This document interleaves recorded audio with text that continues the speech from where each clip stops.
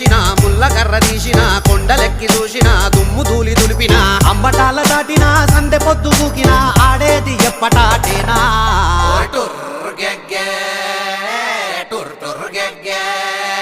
ఓయ్ బవ్వారే పల్లె మల్లా తెల్లారేదెప్పటికో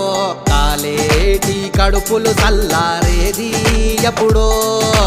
చూస్తే బొచ్చడు మందాతో పెద్దడురా గాలో దీపం పెట్టి మొక్కర ఎలమ